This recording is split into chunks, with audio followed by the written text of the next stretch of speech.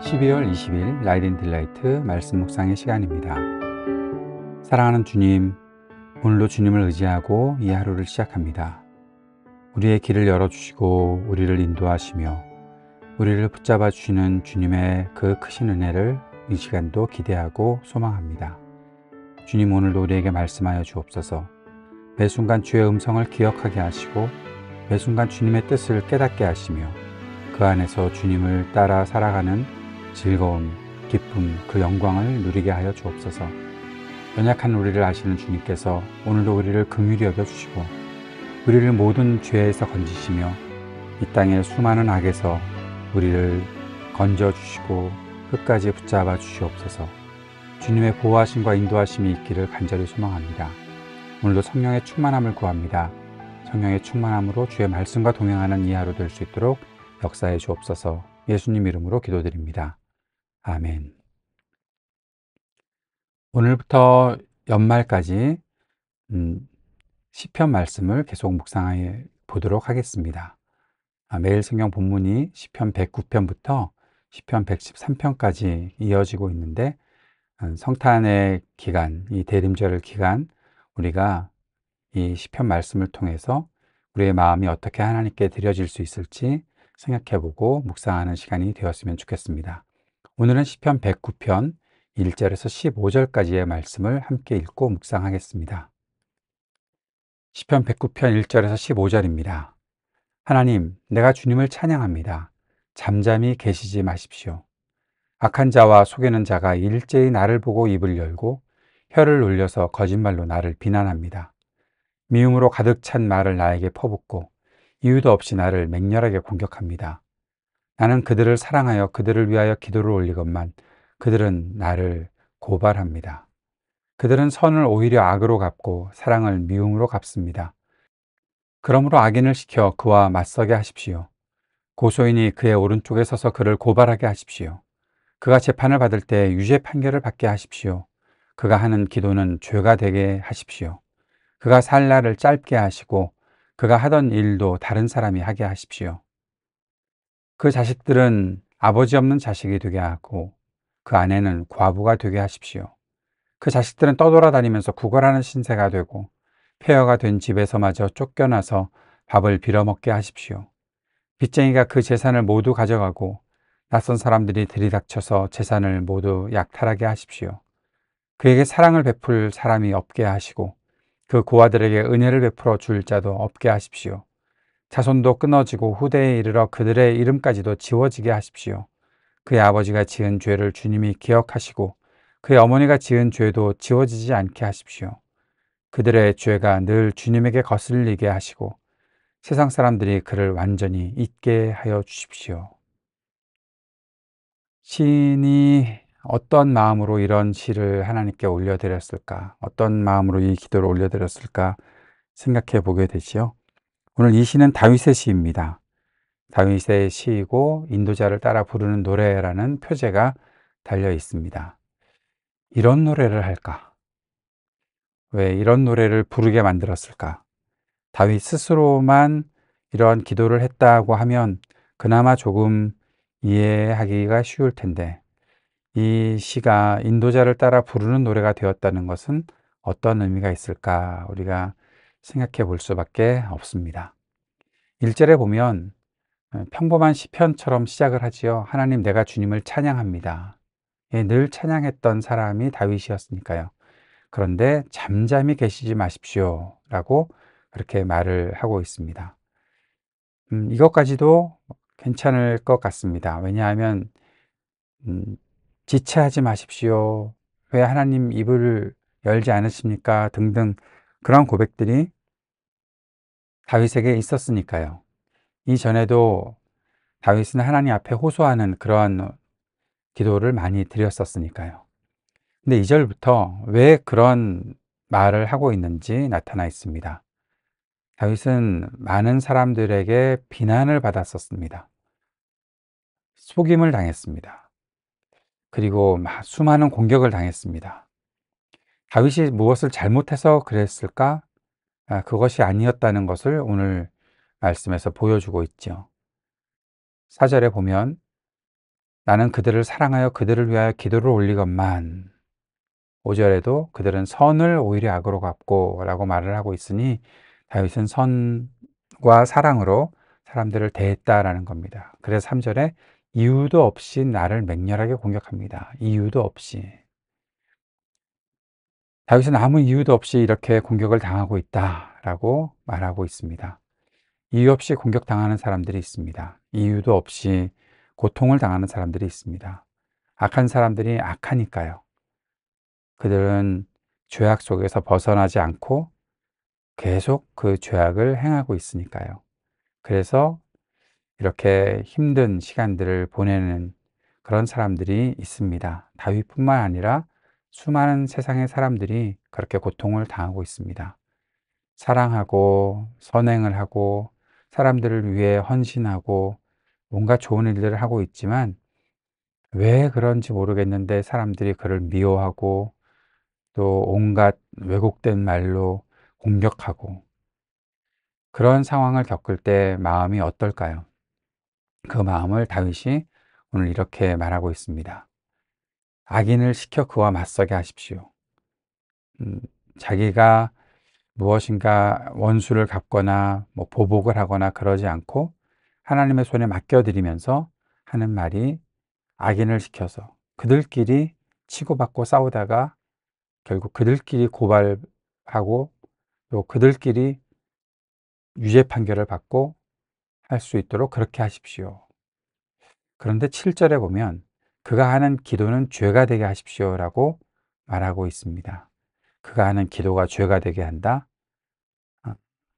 그 기도 자체가 잘못된 기도라는 것. 그들이 원하고 그들이 추구하던 바가 잘못된 것이다 라는 사실을 다윗이 알고 있었고 또 그렇게 끝까지 계속 죄를 범하는 것 속에 있게 해 주십시오. 지도자로서 또 하나님의 사람으로서 사람이 잘못을 범했을 때 그를 돌이키게 해주는 것이 마땅한 것 같은데 지금 그런 마음의 여유가 다윗에게는 전혀 없는 거죠. 그들에게 당했던 공격이 얼마나 컸을까 하는 생각을 하게 됩니다. 그들이 주님 앞에 나아가지 못하게 해 주십시오.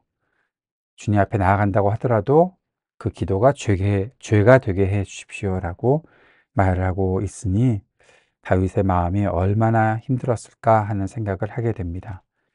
이렇게 이해해 주는 게 우리가 다윗 편이기 때문일까요?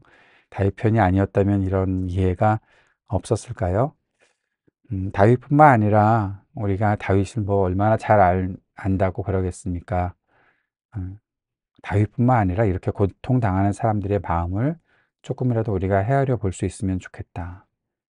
결국 자기 욕심에 빠져서 탐욕스럽게 하나님 앞에 나아간다고 말하는 사람들 다 끝까지 죄에 빠져 있을 수밖에 없다라는 것도 우리가 볼 수 있습니다. 9절부터는 엄청난 저주가 쏟아지고 있죠. 8절에서는 살 날을 짧게 해달라고 하더니 그 자식들이 아버지 없는 자식 되게 하고 구걸하는 신세가 되게 하고 밥을 빌어먹게 되고 빚쟁이가 다 그의 것들을 약탈하게 하고 이런 일들 그에게 사랑 베풀 사람이 없게 하고 그 고아들에게 은혜 베풀어 줄 사람도 없게 해라. 하나님은 고아와 과부의 편이신데 그런 은혜도 얻지 못하게 해달라. 그들의 이름도 지워지게 해달라. 그의 아버지가 지은 죄를 주님이 기억하시고 그의 어머니가 지은 죄도 지어지지 않게 해주십시오. 하나님은 죄를 용서하시는 분이신데 지금 이렇게 기도하고 있으니 얼마나 많은 힘든 일들이 다윗에게 있었을까. 그래서 이렇게 저주하는 시를 쓰고 있는가 하는 생각을 하게 됩니다. 오늘 여기서까지 끝나는 것이 아니라 계속 이어지기 때문에 다윗의 마음을 오늘 이해해 보는 것으로만 이 시의 묵상을 하게 되는데요. 이렇게 묵상과 적용을 정리해 봅니다. 첫 번째는 우리 마음이 무뎌지지 않기를 기도한다는 것입니다.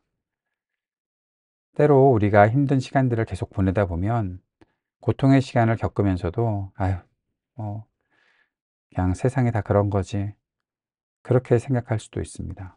세상에 악인들이 수없이 많이 등장하고 온갖 불의가 판을 치고 있는 때에 아유 뭐 그런 고통이 세상에 있는 거지라는 식으로 생각하면서 고통과 고난, 억울함, 그런 것들에 그냥 무뎌져서 지내고 있다는 거죠.